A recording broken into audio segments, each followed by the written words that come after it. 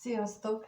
Megnézzük a lelkitársakról, mit tudhatunk meg, az ő kapcsolatuk hogyan áll, tehát bármi, amit róluk megtudhatunk. Nem is húzom az időt, kérdezem is akkor hogy kártyákat, hogy mi az, amit a lelkitársakról megtudhatunk. Hogy van az ő kapcsolatuk, mit tudhatunk meg az ő kapcsolatukról. Mit tudhatunk meg a lelkitársak kapcsolatáról.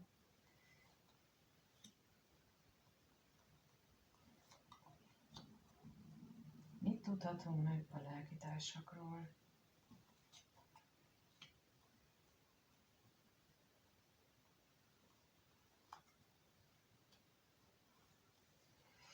És nem mondtam el, ahogy az elején szoktam, hogy az én értelmezésemben lelkitárs nem csak férfi és nő lehet, hanem anya, gyermek, munkatárs, barát, barátnő, anyós.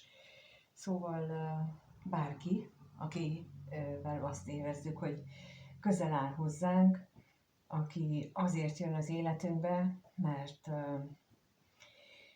mert a leszületésünk előtt igenis megtervezik az életünket, különben nem egy ilyen tökéletes világban vagy élnénk. A tökéletes nem arra gondoltam, hogy minden egyes embernek az élete tökéletes, vagy úgy éli meg, hanem az, hogy minden olyan óramű pontossággal működik. A bolygók akkor jönnek, amikor jönniük kell, minden előre meghatározott időben történik, akkor születünk és oda, ahova születnünk kell, és ezek bizony meg vannak tervezve, ahogy az életünk is. És így a leszületés előtt a lélektársak, ők tulajdonképpen az élet feladatuk függvényében egyfajta lélekszerződést kötnek odafönt az égi világban egymással, és ennek a támogatására találkoznak, és vannak együtt bizonyos ideig. Van, aki egész életében, van, aki csak rövidebb időszakokra, van, aki úgy segít a másikon, hogy ezt így emberi gondolkodással is úgy mondjuk, hogy wow, nagyon-nagyon szuper, nagyon jó, nagyon szeretjük, és van olyan lelkitársunk is, aki pont azzal segít nekünk, hogy osztogatja számunkra a valódi vagy a lelki pofonokat, és ettől még ő a lelkitársunk. És itt most nem tudom, hogy milyen lelkitársról beszélünk, legalábbis egyelőre nem látom belőle, de az a lényeg, hogy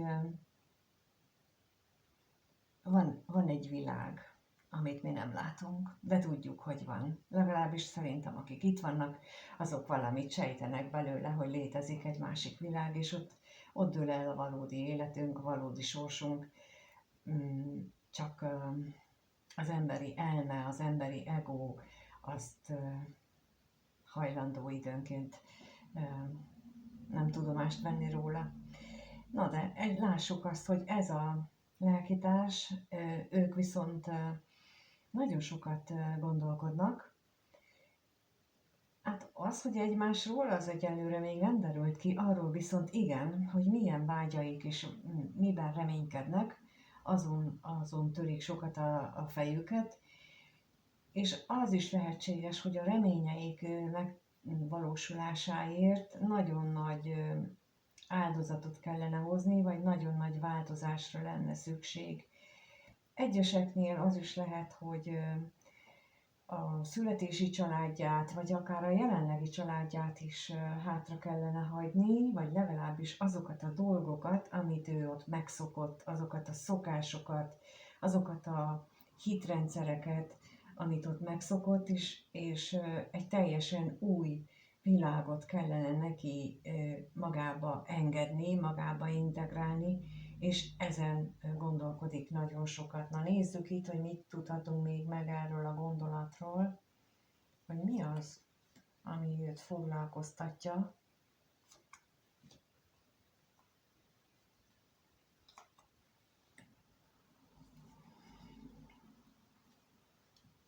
Itt úgy látom, hogy újra és újra napirendre kerül ez a téma az ő gondolataiban, a fejében, mert egyfajta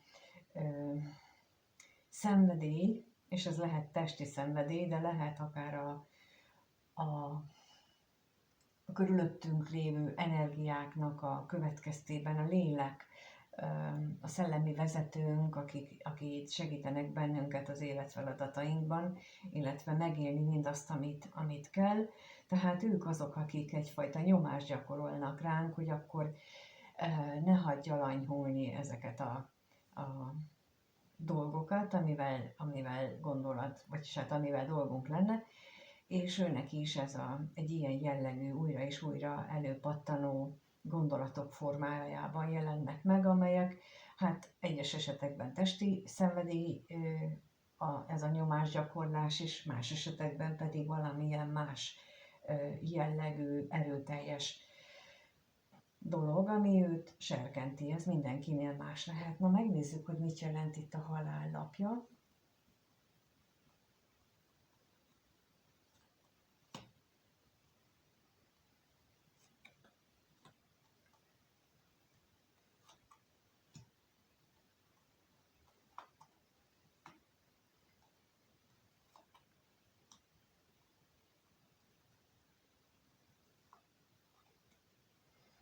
Bizony időnként az is előfordulhat, vagy egyeseknél, akik itt nézitek, hogy a múltban olyan szokások, akár függőségek is lehettek egyik vagy mindkét félnél, amelyek hát gyakori veszekedést váltottak ki, és ennek az elengedése, ennek a megváltoztatása a legnagyobb kihívás számukra, vagy a számára, aki itt érintett. Nem mondom, hogy a férfi jelölővel jelölt, vagy a női jelölővel jelölt, mert ez bármelyik lehet, és bármilyen függőség, vagy bármilyen szokás, ami hát nem volt egy jó szokás. Én ide sorolnám például azt a szokást is, amivel valamiért újabban nagyon sokat találkozom, hogy vannak emberek, akiknek az a életfeladata, az egyik életfeladata, hogy észrevegyék magukon, hogy ők terelnek állandóan. Tehát feltesz valaki nekik egy kérdést, és nem tudnak határozottan azt mondani, hogy igen, én ezt gondolom, igen, én azt gondolom, sőt, nem ismerülnek mélyre magukban, és még csak észre sem veszik. És ez ettől függetlenül ez itt így jelenik meg, mint egyfajta kihívás az életükben, de ez nem úgy kell érteni, hogy ő most ezért rossz ember, neki ez a feladata, és a másik embernek meg más. Szóval például ilyen jellegű dolog is lehet itt, ami neki nagyon nehéz, és ezen kell változtatni, mert a múltban ez már okozott egy csomó problémát, és valahogy ezt ő tudja, érzékeli, hogy itt van. Nem biztos, hogy ugyanígy érzékeli, csak azt tudja, hogy valami nála ott nem működik. És ez az, ami őt állandó gondolkodásra készteti, és emiatt aztán lehet, hogy olyan dolgokat kell megváltoztatnia, amit még gyerekkorából hozott, vagy amit mostanában így a mostani családjánál alakított ki. De a lényeg az, hogy egy teljesen új szakasz kellene neki indítania,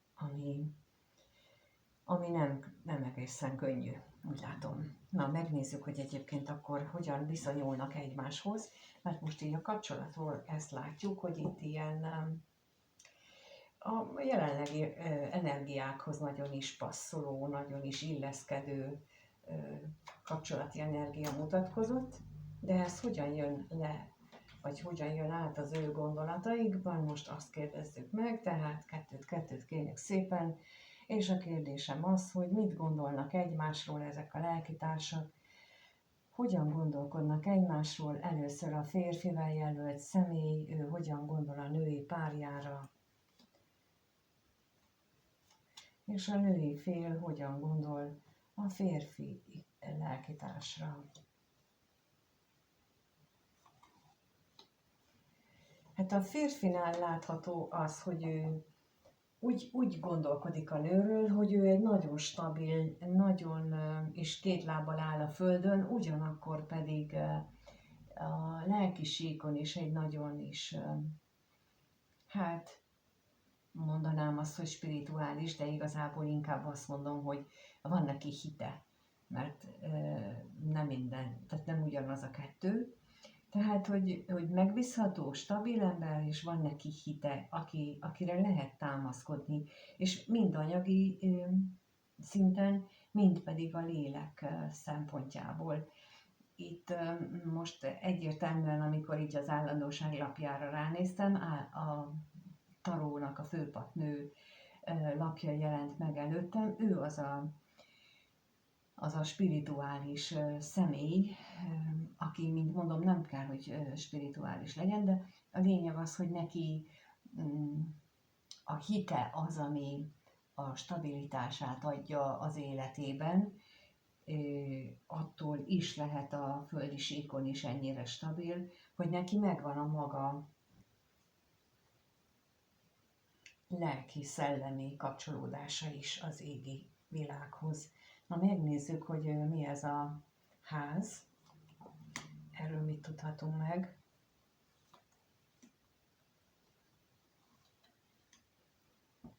És a állandóságra.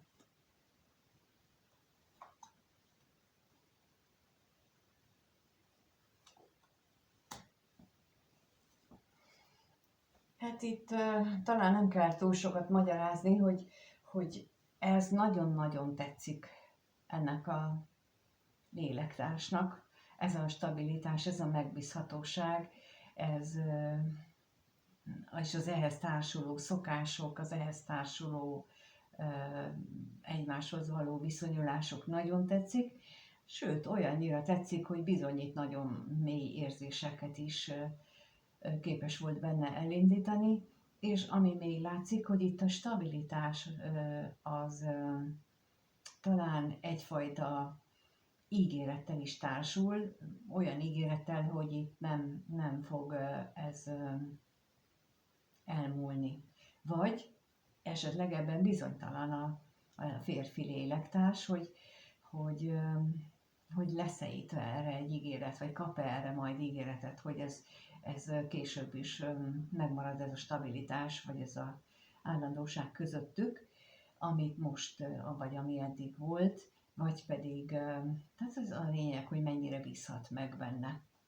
Ez gyakran probléma szokott lenni kapcsolatokban, mindenfélében, párkapcsolatban is, hogy a megbízhatóság, hogy meddig tart ez a dolog, mit fogsz velem csinálni, hogyan fog kirakni a másik, ha már nem szeret, vagy szóval ezek a kérdések, amikor felmerülnek, azt azért tudni kell, hogy itt mindig a önbizalom hiány van mögötte, és ezt lehet ezen javítani és segíteni. Na megnézzük, hogy akkor a női részről ő nagyon is impulzív a gondolatai a férfi iránt, még akkor is, hogyha vagy távolságtartó, vagy pedig ez a szenvedélynek a meg nem élése, a visszafogása az, amit érzékel a gondolataiban a férfi részéről. Na most kérnek szépen a szerencsétlenségre.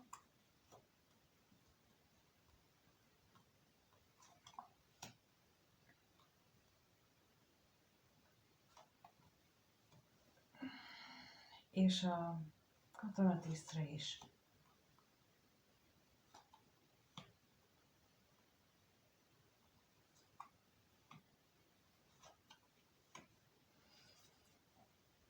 Ő úgy gondolja, hogy a férfi lélektárs az elég gyakran van egyedül, vagy figyel magába, elég gyakran mélyül bele a saját gondolataiba, és ilyenkor, hát mondjuk nincs kivékülve sem a saját hozzáállásával, sem a körülményekkel, ezzel sem, hogy így kettejük között ilyen távolságtartás van, de azt is gondolja itt a női fél, a női lélektárs, hogy azért a férfiban jelentős változás történt a vágyaival kapcsolatosan.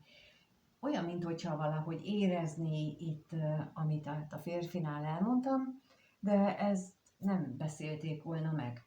Tehát, hogy a női lélektárs az érzékeli, hogy mi történt a háttérbe, de erről nem beszéltek. Tehát csak így. És akkor ezen gondolkodik, vagyis hogy ez van a gondolataiban. Na és akkor megnézzük, hogy milyen érzések vannak egymás iránt, mit éreznek ők egymás iránt, mi az, amit ők éreznek. Kettőt kérnénk szépen, és akkor a férfi lélektárs mit érez a nő iránt? Mit érez iránta? Mit érez a nő iránt? És a nő mit érez a férfi iránt?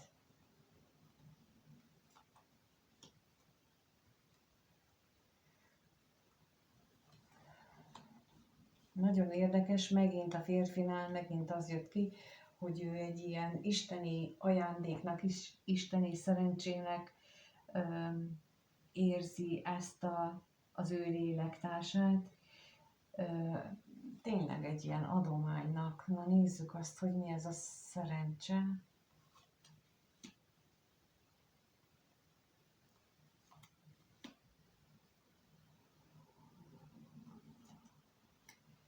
És az állandóságot is.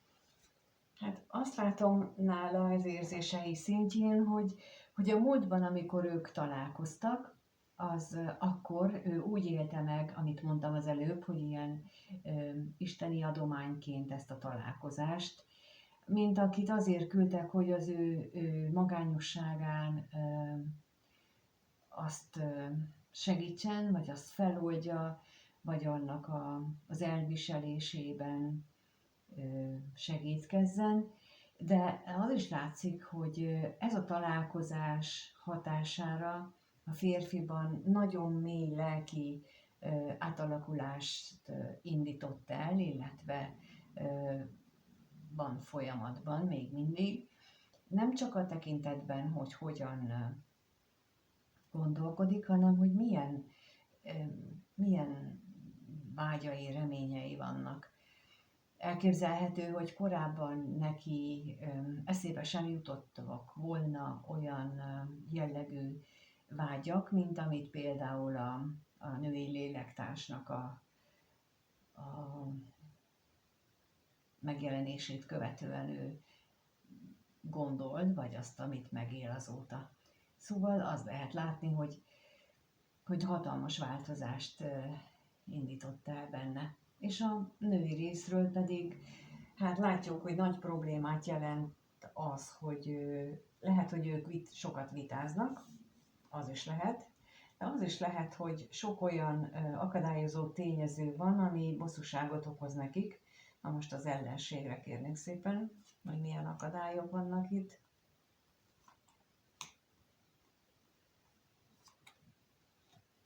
És a bosszúságra is kérek.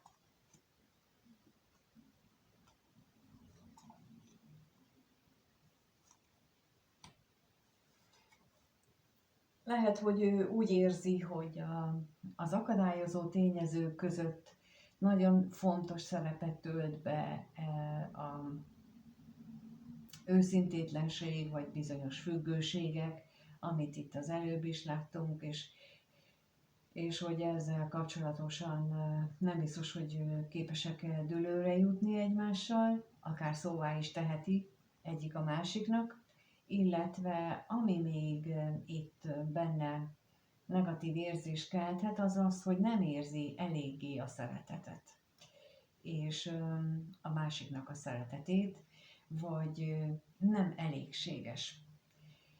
Nem érzi elégségesnek. Na most ez nagyon fontos magunkban eldönteni, hogy most én nem érzem elégnek azt, amit ő ad, vagy ő tényleg nem ad semmit.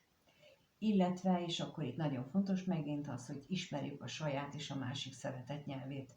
Mert akkor is érezhetjük azt, hogy nekünk ő nem ad szeretetet, hogyha nagyon eltérő a szeretett nyelvünk, és akkor mondok egy példát erre, hogy a másik személynek a szeretett nyelve a kis apró ajándékok, és akkor ez úgy nyilvánul meg, hogy amikor jövünk és, vagy jön és találkozunk, akkor ő mindig hoz valami kis csokit, vagy ilyen kis apróságot, tényleg ilyen nagyon minimális kis meglepetéseket, és hát mi ezzel nem tudunk mit kezdeni, mert a mi szeretett nyelvünk az lenne, hogy menjünk már el együtt kirándulni, üljünk már le együtt beszélgetni, csináljunk mi már együtt valamit, ezzel szemben ő meg csak csokit hoz.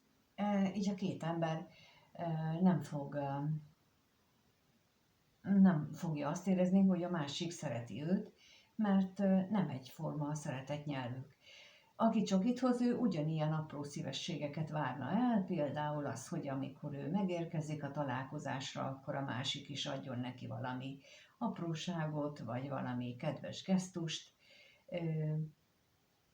és ha ő ezt nem kapja meg, akkor ő nem érzi azt, hogy ő szeretve van. És ennek nagyon fontos jelentősége van minden egyes kapcsolatban, nem csak párkapcsolatokban, nem csak a lélektársi kapcsolatban, hanem mindegyikben. Ezért nagyon fontos az, hogy ezekről tudjunk, ezeket megfigyeljük a másiknál, és ezeknek megfelelően nézzük végig magunkat. Ilyenekről is szoktam beszélgetni, akik hozzám jönnek egyéni konzultációra, és mondjuk párkapcsolatit, hogy ilyeneket megszoktak-e, vagy megfigyelte már a kapcsolatukban, hogyha például nem működik, mert ezek nagyon fontosak, és még számtalan más ilyen apró dolog van, ami nem kell hozzá diplomás embernek lenni, és mégis jelentősen tudja megváltoztatni az életünket, illetve a kapcsolatunkat. Na és akkor megnézzük, hogy akkor mi várható ebben a lelkitársi kapcsolódásban a következő 1-2 hétben. Megnézzük, hogy mi várható ebben a lelkitársi kapcsolatban a következő 1-2 hétben. Mire lehet számítani ebben a lelkitársi kapcsolatban? Mire lehet számítani itt?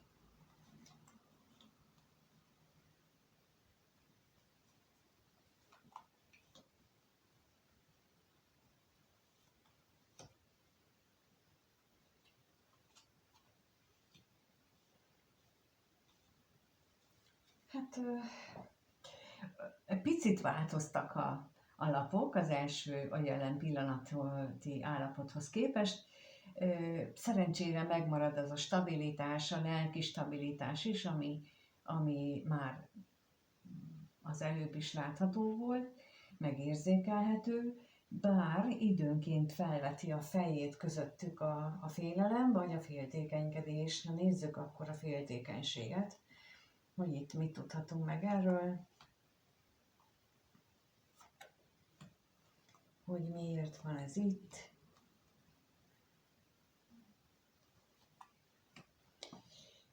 Valószínűleg azért, mert kevés a találkozás közöttük, vagy kevés olyan szokásuk van, olyan tradíció, olyan rutin, ami ezt a kettejük között a kapcsolatnak a kapcsolódást erősíteni. Ez is például nagyon fontos, hogy legyenek olyan kis apró, tényleg ilyen szokásos dolgok, amikor ha találkozik a két ember, akkor időről időre ugyanazt csinálja, mert ezek a szokásos, ugyanazokat a dolgokat csináljuk együtt, azok erősítik a kapcsolódást. És mivel itt nem nagyon vannak ilyenek, ezért bizony a félelem, vagy egyeseknél a féltékenység az felüti a fejét bármelyik őjükben, mert még nincsen ilyen szempontból elmélyülve a kapcsolat. Na most a házra kérnék szépen, hogy az miért van itt.